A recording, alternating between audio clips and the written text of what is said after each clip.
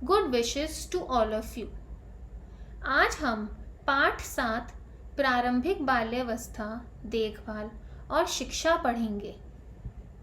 कोई बच्चा विपरीत परिस्थितियों के बावजूद इतना आगे कैसे बढ़ गया? ऐसा प्रश्न पूछा जाए तो उसका उत्तर होता है कि उसके भाग्य में था। परंतु सच्चाई यह है कि अनजाने में उस बच्चे की अच्छी परवरिश हो गई। वास्तविकता यह है कि प्रत्येक बच्चा आगे बढ़ सकता है, चाहे वह किसी भी परिस्थिति में जन्मा हो। प्रत्येक बच्चे का आगे बढ़ना मात्र समाज का कर्तव्य ही नहीं, बच्चे का अधिकार भी है। प्रारंभिक बाल्यावस्था, जन्म से 8 वर्ष की उम्र बहुत महत्वपूर्ण होती है। यह एक ऐसा समय होता है जब संसार ताजगी भरा लगता है और हर घटना रोचक लगती है। फर्श पर रेंगती चींटियां, दीवार से कूदती बिल्ली, नल से टपकते पानी की आवाज़, यह सब कुछ एक छोटे बच्चे के लिए बड़ा मनोहारी होता है। बच्चे निर्भय होते हैं और अपने इर्द गिर्द की चीज़ों और लोगों में बहुत रुचि लेते हैं। यह अति आवश्यक है कि जन्म से 8 वर्ष की आयु के बच्चों का विकास एक सुरक्षित तथा प्रेमपूर्ण परिवेश में हो, क्योंकि यह तीव्र वृद्धि और विकास की अवधि होती है। मस्तिष्क के विकास की महत्वपूर्ण अवस्थाएं आती हैं। इस स्तर पर आई कमियां स्थायी और विपरीत प्रभाव डालती हैं। माता पिता और अन्य लोगों के साथ मजबूत भावनात्मक संबंध स्थापित करने की अवधि होती है। शारीरिक, मानसिक व सामाजिक रूप से एक स्वस्थ प्राणी बनाने की आवश्यकता होती है। सुरक्षित और प्यार से भरा हुआ बचपन मानव विकास की नींव है। सर्वांगीण विकास, जिसमें शारीरिक, मानसिक, सामाजिक, नैतिक, भावनात्मक, जिज्ञासा बोध, सृजनात्मक, सौंदर्य बोध एवं भाषाई विकास अत्यधिक महत्वपूर्ण है। प्रारंभिक बाल्यावस्था की महत्ता को ध्यान में रखते हुए राष्ट्रीय शिक्षा नीति 1986 में निम्नलिखित कहा गया है: बाल विकास के समग्र स्वरूप अर्थात पोषण, स्वास्थ्य और सामाजिक, मानसिक, शारीरिक, नैतिक और भावनात्मक विकास को पहचानते हुए प्रारंभिक बाल्यावस्था देखभाल एवं शिक्षा को उच्च प्राथमिकता दी जाएगी। इसके कार्यक्रम बाल उन्मुख होंगे। इनके अंतर्गत खेल के माध्यम से शिक्षा ग्रहण करने पर बल दिया जाएगा।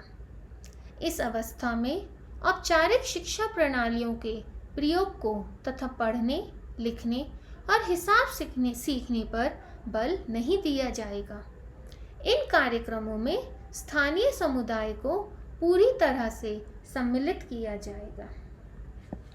प्रारंभिक बाल्यावस्था देखभाल एवं शिक्षा के अंतर्गत जन्म से 8 वर्षों के बच्चों को सम्मिलित किया जाता है। प्रारंभिक बाल्यावस्था देखभाल तथा शिक्षा न केवल शिक्षा की सीढ़ी का प्रथम चरण होती है, बल्कि यह प्राथमिक शिक्षा के लिए महत्वपूर्ण आधार भी होती है। इसके अंतर्गत बच्चों के लिए इस तरह के कार्यक्रम तैयार किए जाते हैं जिसमें शिक्षा, देखभाल, स्वास्थ्य तथा पोषण शामिल हैं। सामान्यतः 2 भागों में बांटा जाता है: जन्म से लेकर 3 वर्ष तक, 3 से 8 वर्ष। जन्म से लेकर 3 वर्ष तक घर पर आधारित प्रेरक वातावरण तथा देखभाल की आवश्यकता होती है। शैशव अवस्था जन्म से लेकर 1 वर्ष की आयु तक की अवधि है, जिसमें बच्चा अपनी प्रत्येक जरूरत के लिए वयस्कों पर निर्भर करता है। यह अवधि वयस्कों, सामान्यतः माता या पिता अथवा अन्य कोई सहायक जैसे दादा या नानी पर अत्यधिक निर्भरता की अवधि होती है। यदि माँ घर से बाहर नौकरी करती हो तो शिशु की देखभाल वैकल्पिक रूप से परिवार के सदस्य अथवा वेतन पर रखे गए व्यक्ति द्वारा की जाती है। वैकल्पिक देखभाल घर में अथवा किसी संस्था जैसे शिशु केंद्र यानी क्रेच या डे केयर सेंटर में हो सकती है। क्रेच अथवा डे केयर सेंटर के बारे में हम आगे पढ़ेंगे। इस उम्र में बच्चों को ऐसा वातावरण प्रदान किया जाए जिससे बच्चे के विकास की नई नींव मजबूत बने। जन्म से 3 वर्ष तक की उम्र में मस्तिष्क का विकास लगभग 85% होता है। बच्चे जिज्ञासु एवं नया नया ज्ञान प्राप्त करने के लिए उत्सुक रहते हैं। आसानी से भाषा एवं अन्य क्रियाएं सीखते हैं, अतः उन्हें उचित, स्वास्थ्यप्रद एवं स्नेह से भरपूर वातावरण की आवश्यकता होती है। उचित वातावरण न मिलने पर समूची पीढ़ी विकास के अवसरों से वंचित हो सकती है और वह जीवन भर के लिए विकास की दौड़ में पिछड़ सकते हैं। अब हम पढ़ेंगे 3 से 8 वर्ष के बच्चों की देखभाल एवं शिक्षा के बारे में, यानी कि विद्यालय पूर्व बच्चों के विषय में। विद्यालय पूर्व बच्चा, क्योंकि वह बच्चा अब किसी ऐसे परिवेश में रहने के लिए तैयार होता है जो परिवार से बाहर का होता है। कुछ विद्यालय पूर्व मॉन्टेसरी स्कूल कहलाते हैं। ये विद्यालय प्रारंभिक बाल्यावस्था शिक्षा के उन सिद्धांतों पर आधारित हैं जिनकी रूपरेखा मारिया मॉन्टेसरी द्वारा बनाई गई है। भारत सरकार इस आयु समूह की आवश्यकताओं को ICDS के अंतर्गत कार्य करने वाली आंगनवाड़ियों द्वारा विद्यालय पूर्व शिक्षा देकर पूरा करने का प्रयास कर रही है। विद्यालय पूर्व शिक्षा केंद्र क्यों आवश्यक है? 3 वर्ष के बच्चे परिवार और निकट परिजनों के अलावा अन्य लोगों के साथ मेलजोल के अवसरों का भी अत्यधिक महत्व होता है। अपने आसपास के लोगों और चीज़ों के साथ परस्पर व्यवहार से ही इस उम्र के बच्चे समस्त जानकारी एकत्रित करते हैं। मातृभाषा में शब्द ज्ञान तेजी से बढ़ता है और बच्चे की प्राकृतिक वस्तुओं जैसे बालू, जल, पक्षियों, पौधों और अन्य सामग्रियों की समझ भी बढ़ती है। उनमें अधिक जानने की जिज्ञासा प्रबल होती जाती है और कुछ भी नई चीज देखने पर वे अक्सर बड़ों से उसके बारे में बहुत सवाल पूछते हैं। इसलिए इस उम्र में बच्चे की जिज्ञासा जारी रखने के लिए उसे अनुकूल वातावरण मिलना बहुत जरूरी है जो सुरक्षित, प्रेमपूर्ण खेल सामग्रियों से युक्त हो। विद्यालय पूर्व केंद्र की बाल केंद्रित उपागम और खेल खेल में सीखने का तरीका पढ़ाई को रुचिकर बना देता है। बच्चा दूसरे बच्चों का साथ पसंद करता है, बहुत तेजी से काम करना सीखता है और अक्सर अपने माता पिता को भी चकित कर देता है। यही नहीं, बहुत बच्चों की घर की परिस्थितियां उनके विकास के लिए अनुकूल नहीं होती। जैसे कि हो सकता है उनके घर में कोई व्यक्ति गंभीर रूप से बीमार हो और बच्चे के माँ बाप बच्चे को पर्याप्त समय नहीं दे पाते, या ये भी मुमकिन है कि घर में बहुत सारे सदस्य हों और माँ बाप उनकी ज़रूरतें पूरी करने के लिए अधिकतर समय अपनी आय बढ़ाने में लगे हों। ऐसे बच्चों के लिए विद्यालय पूर्व परिवेश बहुत लाभदायक समझा जाता है। विशेष ज़रूरतों वाले बच्चों के पास घर में खेलने का सामान नहीं होता तथा उनके पेरेंट्स को भी नहीं पता होता कि वह अपने बच्चे का विकास कैसे करें, तो इन बच्चों के लिए भी विद्यालय पूर्व परिवेश बहुत लाभदायक होता है। प्री स्कूल बच्चों को विद्यालय में पढ़ने के लिए तैयार करता है। इससे प्राथमिक शिक्षा के चरण में बच्चों की याददाश्त, उपस्थिति और प्रदर्शन पर सकारात्मक प्रभाव पड़ता है। बच्चों को प्राथमिक कक्षाओं में तालमेल बिठाने और सीखने में मदद करते हैं। बड़े भाई बहन के लिए लाभदायक, छोटे बच्चे की देखभाल से मुक्त होकर विद्यालय जा सकते हैं।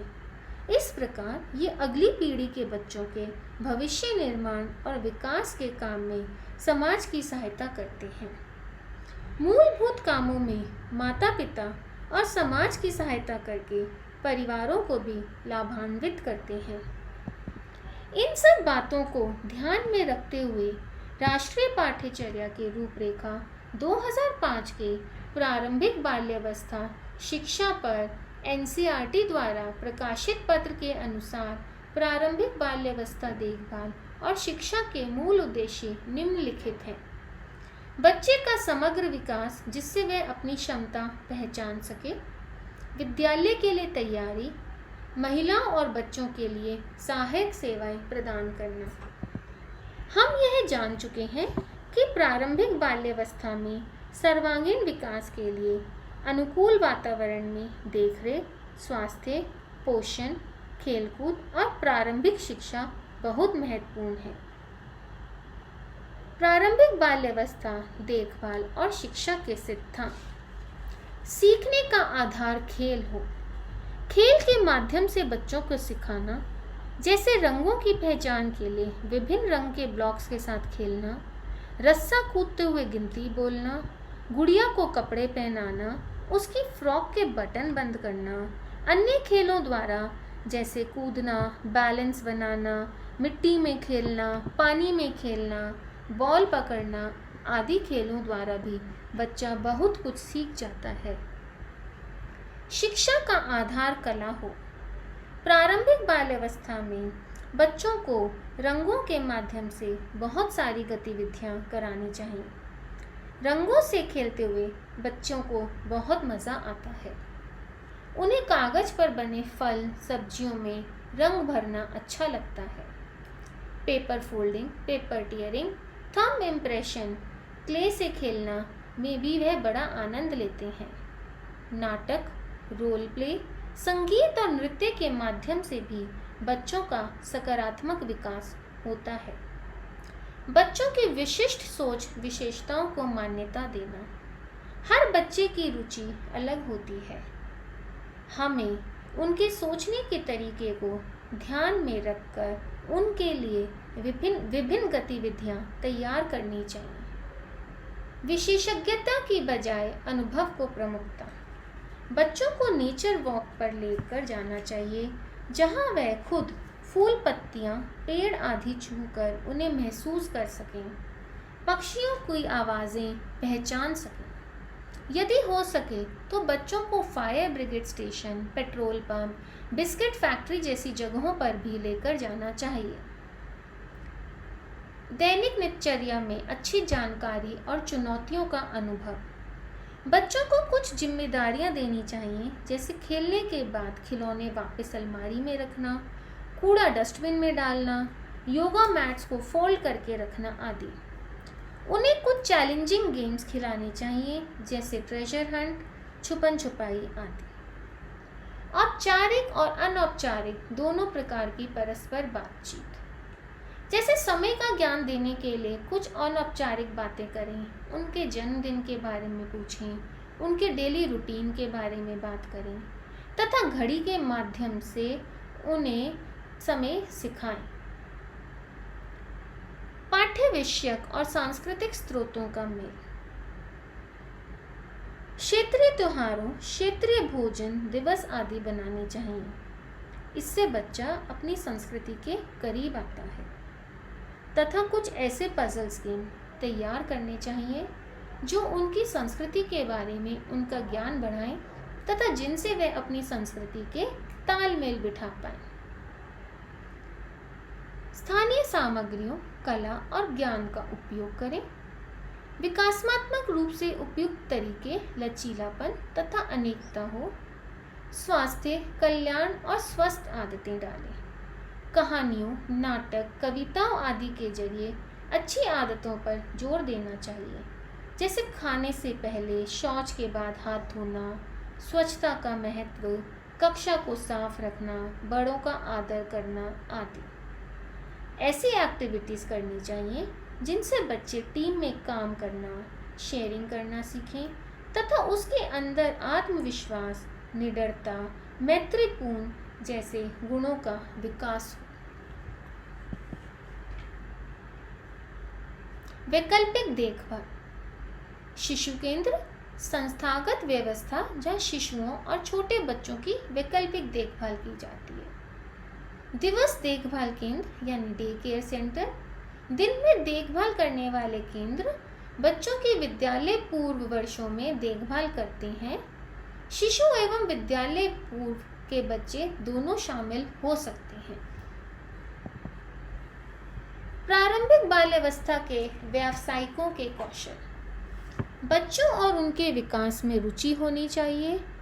छोटे बच्चों की आवश्यकता और क्षमताओं के बारे में पूर्ण जानकारी, बच्चों से बात करने की क्षमता, विकास के सभी क्षेत्रों में बच्चों के साथ रचनात्मक और रोचक गतिविधियों के लिए कौशल, कहानी सुनने, खोजबीन करने, प्रकृति संबंधी और आदि क्रियाओं जैसे कार्यों के लिए उत्साह, बच्चों की शंकाओं और प्रश्नों के उत्तर देने की इच्छा और रुचि, व्यक्तिगत भिन्नताओं को समझने की क्षमता, काफ़ी लंबे समय तक शारीरिक गतिविधियों के लिए सक्रियता।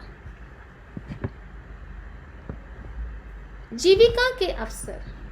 नर्सरी स्कूलों में शिक्षक, छोटे बच्चों के लिए कार्यक्रमों के दल के सदस्य, बाल संबंधी क्रियाकलापों के शिविर, पिकनिक आदि का आयोजन करना, दिवस देखभाल केंद्र और शिशु केंद्र यानी डे केयर सेंटर या क्रेच में देखभाल करता, सरकारी अथवा गैर सरकारी संगठनों द्वारा बच्चों के लिए आयोजित अभियानों का हिस्सा तथा अनुसंधान।